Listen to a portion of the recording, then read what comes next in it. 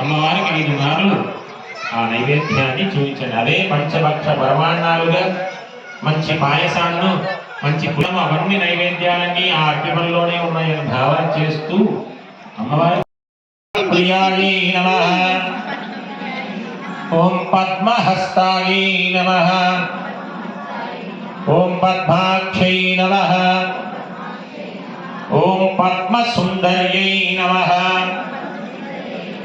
ఓం పద్మోద్భవాయై నమః, ఓం పద్మముఖ్యై నమః, ఓం పద్మనాభప్రియాయై నమః, ఓం రమాయై నమః, ఓం ఓం శివాయై నమః, ఓం శివకర్యై నమః, ఓం విశ్వజనన్యై నమః, ఓం తుష్ట్యై నమః, ఓం దారిద్ర్యనాశిన్యై నమః.